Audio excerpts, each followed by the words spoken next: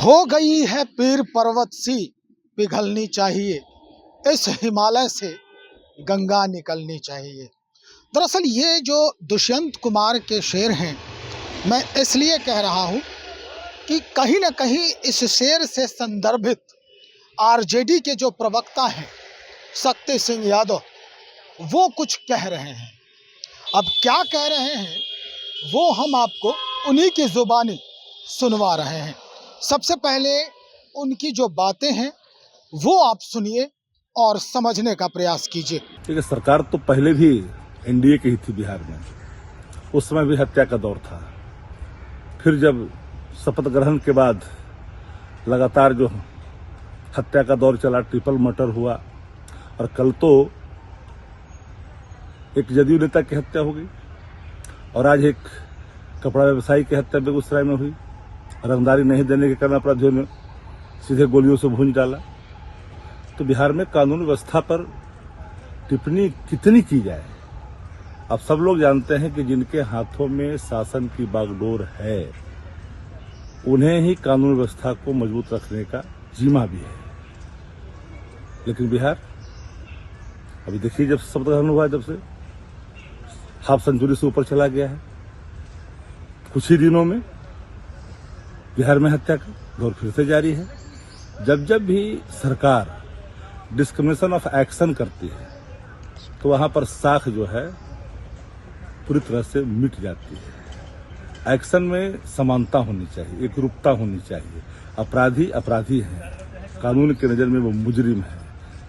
अगर यह जानिएगा कि ये फलना है, ये फलना धर्म के हैं, ये फलना वर्ग के हैं, ये फलना जाति के हैं, तो इससे कानून व्यवस्था मजबूत नहीं होता है। जिनके ऊपर जिम्मेदारी है कानून पालन तो उन्हीं को करनी है। साफ कह रहे हैं कि भाई गृह मंत्रालय का चेहरा तो बदल गया है, लेकिन आपराधिक जो क्रियाकलाप है इसमें कोई परिवर्तन नहीं हो रहा है। लगातार ऐसी घटनाएं पहले भी हो रही थी, पहले भी एनडीए की सरकार थी और आज भी हो रही है, आज भी एनडीए की सरकार है। जो विधि व्यवस्था है इस पर अब उन्हें अंकुश लगानी चाहिए, जो इस वक्त इस पूरे व्यवस्था के रहनुमा हैं, यानी जो इस पद पर काबिज हैं।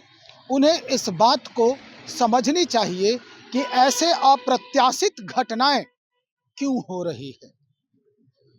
लेकिन अब बात यही रुकती नहीं, ये बात और आगे बढ़ती है और पहुंचती है सीधे भारतीय जनता पार्टी के पास। और यहाँ के जो प्रबुद्ध प्रवक्ता हैं प्रभाकर मिश्र जी, वो भी कहाँ पीछे रहने वाले, नहले पे दहला लगाने में माहिर हैं। हम उनकी भी बात सुनवा रहे हैं। अब वो क्या कहना चाहते हैं। बिहार में विधि व्यवस्था बनाए रखने के लिए राज्य सरकार कटिबद्ध है। सरकार ने अधिकारियों को इस बाबत करार निर्देश दे रखा है और अपराध करने वाले दबोचे जा रहे हैं। विपक्ष का आरोप पूरी तरह तर्कहीन है। सरकार न तो किसी को बचाती है और न ही किसी को फंसाती है। वह जमाना गया जब अपराध करने वाले सीएम आवास में पनाह लेते थे।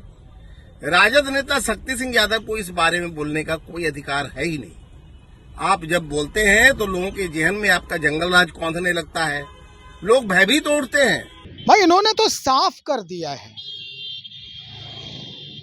कि आप जिस विधि व्यवस्था को दोषी ठहरा रहे हैं, आप जरा पीछे जाइए और पीछे की घटनाओं को उस पर जो है गौर फरमाइए। क्या स्थिति थी, कहां लोग पनाह लेते थे जाकर। लेकिन ये सरकार ना तो फंसाती है और ना ही किसी को बचाती है, यानी उन्हें मुकम्मल जवाब दिया जाता है, मुकम्मल सजा जो है उसके लिए मुकर्रर की जा रही है, जो इस प्रवृत्ति के हैं, आपराधिक प्रवृत्ति के हैं। ऐसे लोग बख्शे नहीं जा रहे हैं।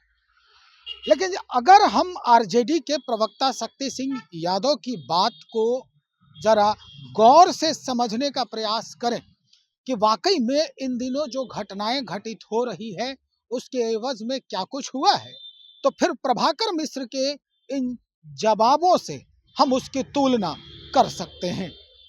तो चलिए हम इंतजार करें, सरकार बन गई है, नई सरकार का गठन हो चुका है, सरकार के जितने भी मंत्रालय हैं, कार्यालय हैं, लोग पदासीन हो गए हैं उस पर, और उसके बाद अलग अलग तरह के फरमान भी जारी किए जा रहे हैं, जो जनता के हित में है इसके लिए भी, जो जनता के लिए है उसके भी, और जो जनता का है उसके लिए भी। बने रहिएगा और लोगों से बातचीत करते हैं और समझने का प्रयास करना है कि वाकई में जो इस वक्त सरकार चल रही है इससे आपको कितनी संतुष्टि है। बहुत शुक्रिया।